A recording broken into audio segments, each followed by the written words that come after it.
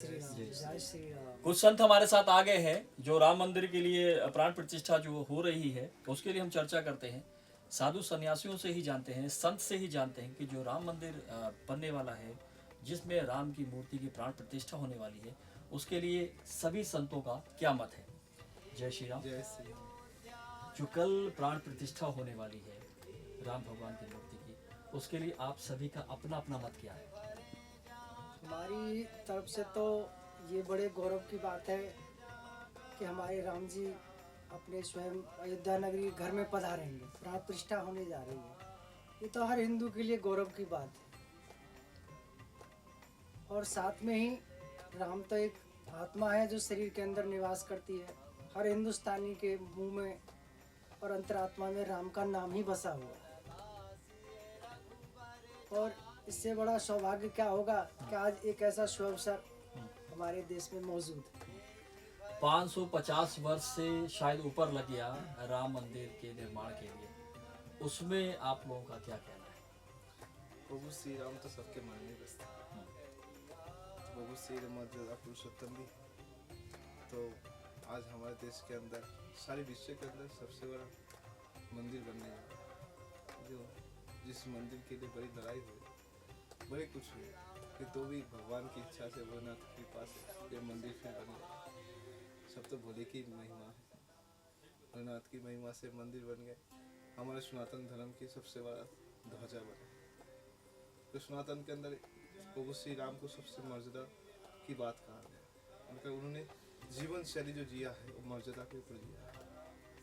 ठीक है, हमने सनातन के अंदर प्रभु श्री राम को भगवान माना जाता है। और भगवान जब अपने घर में पधारते हैं तो हमारे लिए सबके राम राज की आने वाला समय राम राज्य है। ठीक है, आप बताइए कल की क्या तैयारी है। जो राम मंदिर बनने वाला है, जो प्राण प्रतिष्ठा होने वाली है, उसके लिए आप लोगों की तरफ से कल क्या तैयारी है, किस तरह का आयोजन कल करने वाले हैं। हमारी तरफ से तन मन धन सभी समर्पण है। हमने तो पहले ही कर रखा है। राम के लिए जीते हैं, राम के लिए ही चलते हैं। आपने बोला कि मर्यादा पुरुषोत्तम जो है वो राम है, आपके लिए राम क्या है। रामः विग्रहवान धर्मा, जिस धर्म के लिए अनादि काल से बड़े बड़े संघर्ष और दैत्य और देवासुर संग्राम जो प्रसिद्ध रहे हैं वो होते आए हैं। तो जैसे कि धर्म के लिए लड़ाई, उसी प्रकार से राम जी भी साक्षात धर्म है। तो ये जो 500 वर्षों का एक लंबा अंतराल, जिसमें बहुत प्रकार से संघर्ष हुए और बड़ी भारी भारी घटनाएं हुई, और वो सब लंबा समय हम लोगों ने, हमारे पूर्वजों ने, आचार्यों ने, संतों ने बड़े बड़े कष्ट सहे। और जब कभी किसी विशिष्ट उपलब्धि की जब प्राप्ति होती है तो उसके पहले अनेक कष्टों को सर पे झेला जाता है, हृदयघात झेला जाता है। तो वही एक दिव्य अनुपम, थोड़े से ही कुछ घंटों के बाद, आज रात्रि बीतने के बाद जो कल आने वाला समय है, उसमें एक अनुपम राम मंदिर का दिव्य निर्माण, और उसी में श्री रामलला सरकार विराजमान होने जा रहे हैं। तो ये संपूर्ण विश्व के लिए एक अनुभव है, जो कि धर्म के लिए सब संतों ने, आचार्यों ने और बड़े बड़े महापुरुषों ने कष्ट सहे हैं। तो वे एक बहुत बड़ी, उनके लिए एक फल जो रामलला के रूप में, प्रतिष्ठा के रूप में प्राप्त होने जा रहा है। तो समस्त विश्व को इसमें अपने अंतर मन से और बाहरी स्थूल जगत में जो बन सके प्रभु के लिए, पूजा, आरती, धूप, दीप, नैवेद्य, कीर्तन, भजन, विनय प्रार्थना करनी चाहिए। और अवधपुरी प्रभु आवत जानी, भई सकल शोभा की खानी।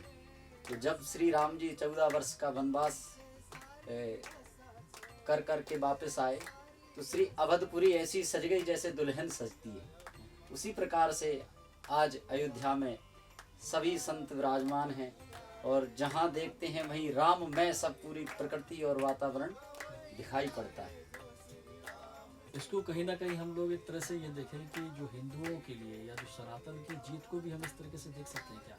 जो इतने वर्षों से लगातार चीज़ें चली आ रही थी, हिंदू इतना लगातार कोशिश कर रहा था कि राम मंदिर बनता रहे, और आज जब ये बन रहा है तो उसके सनातन को किस तरह से देखते हैं? जब वैदिक और परंपरा से कहीं भी कोई कार्य होते हैं तो वहाँ अवश्यमेव सनातन धर्म का ही एक अनुपम, अद्भुत और विराट विस्तार होता है।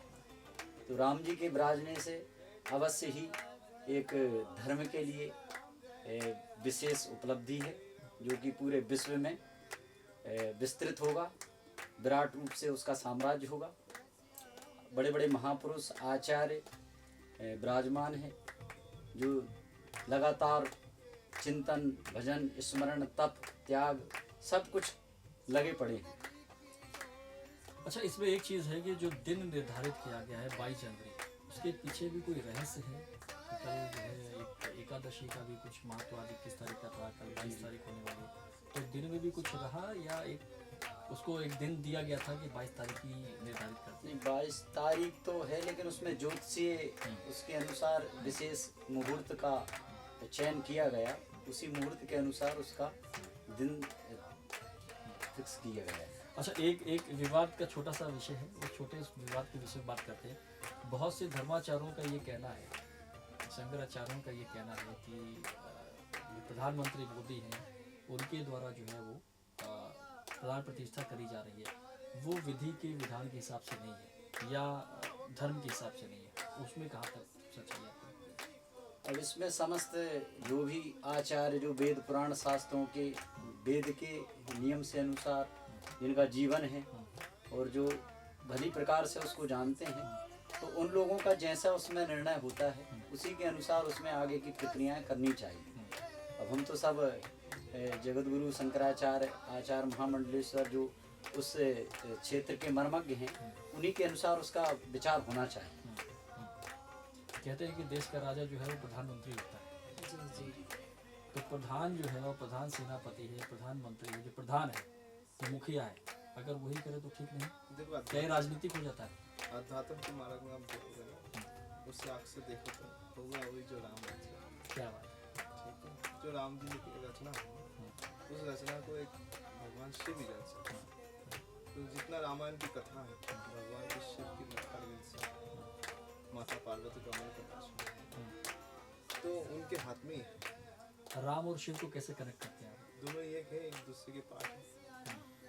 तो एक तप है तो एक मर्यादा, एक तपस्या के रूप दिखाया तो एक मर्यादा के रूप दिखाया। दोनों अलग नहीं, दोनों ही सत्य हैं। सनातन के लिए दोनों ही समानता है। एक उनके भजन करता तो एक दूसरे के भजन करता। दोनों एक हमारा देख नहीं सकते किसी आप। कल के दिन क्या विशेष करना चाहिए सनातनियों को, या जो भी देश प्रेमी हैं उनको क्या करना चाहिए? काल के दिन सबको घर घर दीपक जलाना चाहिए और राम जी के भजन कीर्तन, और बड़े ये सोचना चाहिए सबके घर में राम आएंगे तो राम आएंगे। जैसे सभी माता ने राम जी के लिए अपेक्षा किया था, राम जी आएंगे तो एक दिन आए राम जी। तो ऐसे ही भजन कीर्तन राम जी के नाम को गुणगान करना चाहिए। हर घर में, हर शहर में, हर गली में राम जी के नाम के महिमा, राम जी के नाम के कीर्तन, राम जी के नाम के गुणगान जरूर करना चाहिए।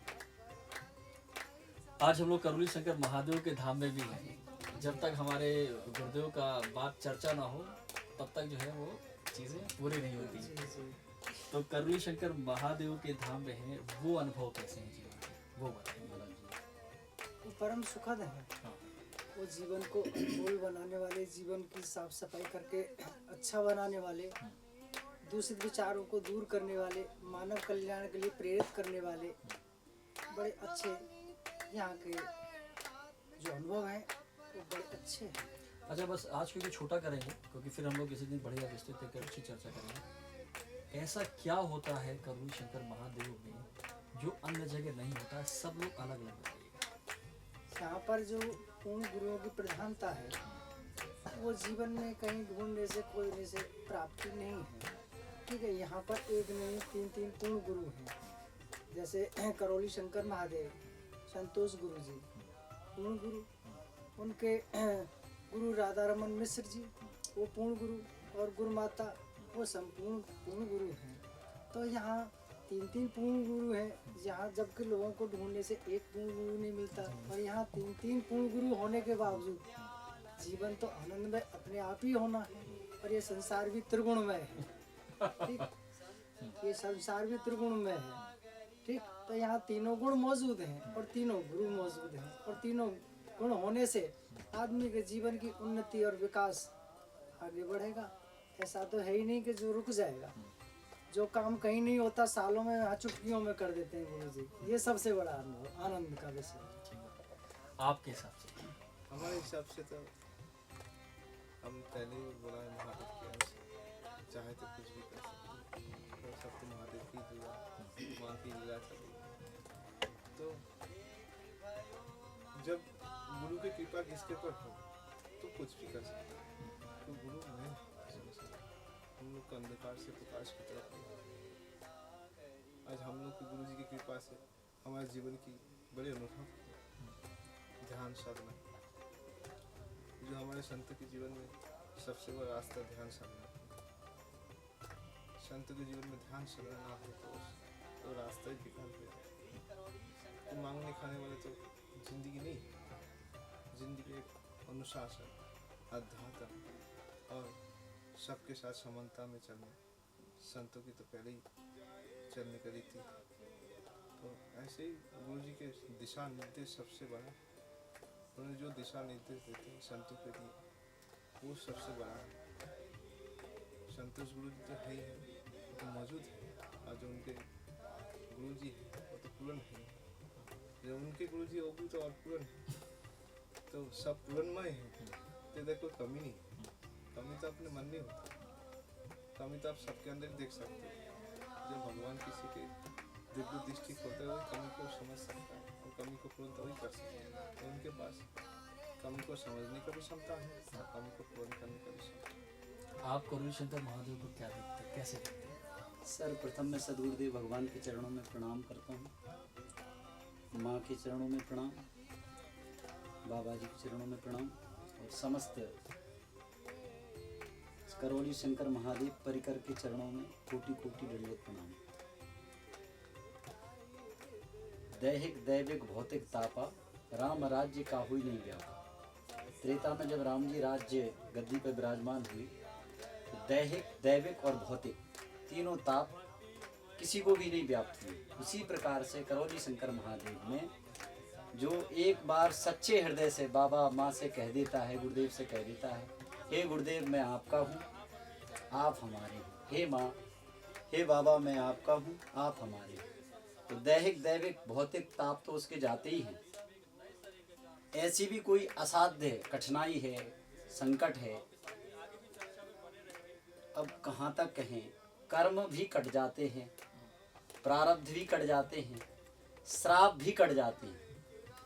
त्रेता में, द्वापर में, सतयुग में बहुत से ऐसे श्राप लग जाते हैं, जाने अनजाने में हो जाती हैं। जीव का स्वभाव है अपराध हो जाना, गलती हो जाना, लेकिन ये पूरी सृष्टि में एक ऐसा दरबार है। इस अभी तो 1.5-2 महीने ही हुए हैं इस दास को।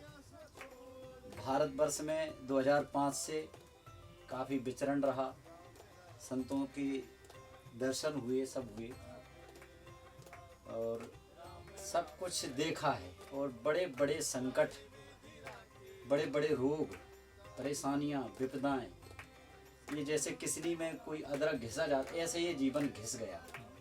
लेकिन जिस सुख के लिए, जिस प्रेम के लिए एक भाव रहता था, सत्संग में काफ़ी बातें सुनने को मिली कि जब तक पूर्ण स्थिति नहीं होगी, पूर्ण रूप से भगवत आश्रित नहीं होंगे, सद्गुरु आश्रित नहीं होंगे, तब तक जीवन में दुख जा नहीं सकता है। तो सब जगह ये भाव रखा, निवेदन किया, प्रार्थना की, लेकिन कहीं स्वीकृति नहीं हुआ। अभी दीपावली के समय कुछ वीडियो दर्शन हुआ और विनय प्रार्थना जहाँ स्थान पे थे वहीं से निवेदन किया, तो स्वप्न में गुरुदेव भगवान पधारे और सोफा पड़ा है आज भी, वहीं बिठाया उन्होंने बगल में कुर्सी पे हमको भी बिठाया और कहा कि जितनी श्रद्धा विश्वास करोगे उतना ही कृपा बरसेगी। और हमको हार्ट में कुछ दैत्य या नेगेटिव जो भी, अब हम तो देख नहीं पाते हैं, वो चीज़ें थी काफ़ी जगह से, ऐसा था कि वो कुछ ज़्यादा ख़राब चीज़ें कोई निकाल नहीं सकता है, ऐसी बातें हो चुकी। और हम ऐसी जगह रहे जो निकलती है चुटकी में लेकिन नहीं निकली। तो वो यहाँ आते ही 5 दिन तो गुरुदेव, अच्छा वो स्वप्न में, तो स्वप्न में गुरुदेव ने कुछ ऐसे ही किया और सुबह 5 बजे